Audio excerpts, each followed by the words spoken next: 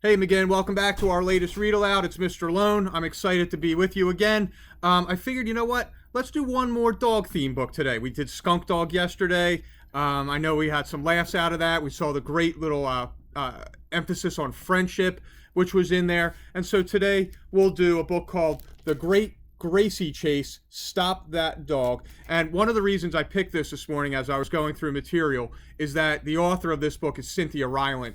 And whether she's done picture books like this one or whether she's done early readers, shorter chapter books to get kids moving along into their reading careers, she's just a terrific person to look into. So highly recommend it. Here we go with The Great Gracie Chase. Once, there was a little round dog named Gracie Rose. She was a very good dog. She helped the bigger dog watch the house. She kept the kitty company. She even sang to the fish when it was lonely. You see, Gracie loved a quiet house. She loved the kitty sleeping on the windowsill, the big dog sleeping on the couch, the quiet fish going bloop bloop.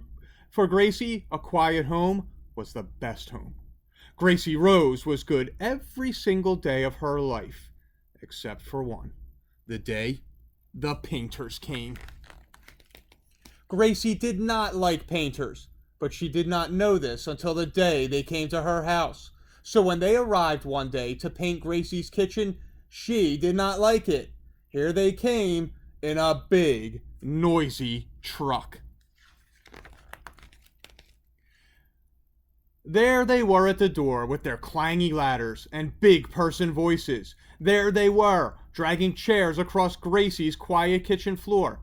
Gracie Rose watched them with her ears straight up in the air, and she was not happy. She barked and told them to go outside. But you know what? Gracie was put outside.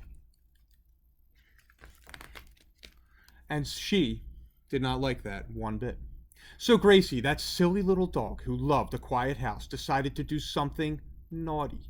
Gracie decided to take a walk, all by herself. Someone had left the gate open, probably a busy painter. Gracie was supposed to be a good dog and never go through that gate by herself. But she did. And when she was halfway down the street, she heard someone say loudly, "Where's Gracie?" And that began the Great Gracie Chase. Because when the people in the house came outside to find her, and the painters came outside, and the neighbors came outside, and the garbage man stepped out of his truck, and the paperboy stopped his bike, and the delivery woman pulled over, and everyone said, "There's Gracie!" Gracie started to run. Gracie did not know why she was running, except that suddenly everybody in the world was trying to catch her, and she did not want to be caught. So Gracie ran down the street, and everyone else ran down the street too.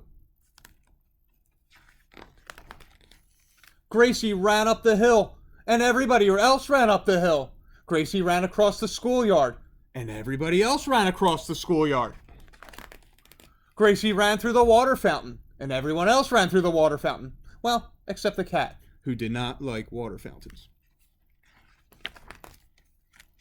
The chase got bigger. "Stop that dog!" everybody cried, which only made Gracie run faster. And soon the whole town was watching, or running, in the Great Gracie Chase. Poor little Gracie. She did not like this walk all by herself. It was too quick and too noisy, and all she wanted was to be beside her fish again. But she couldn't stop running now. Everyone wanted to catch her. So she ran, and ran, and ran, until pretty soon the painters had to stop because they couldn't catch their breath. And the delivery woman had to stop because her feet hurt. And the paperboy had to stop because his bike broke. And someone else had to stop because she tripped and fell. And one by one, all the people had to stop because they could not keep up with Gracie. Then suddenly Gracie realized how quiet everything was again. She looked behind her, and the whole world was quiet. People were resting. How nice, Gracie thought.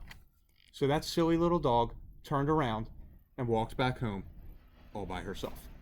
The painters did not return to Gracie's house that day. They had to go take naps. And once again, Gracie had a quiet home. She was happy. That silly little dog. Good job, Gracie. So that was a fun little story. Gracie causing all sorts of commotion, but doing it because she liked things to be a certain way. McGinn, I'm going to be back with you for another read aloud. You have an awesome night. See you soon.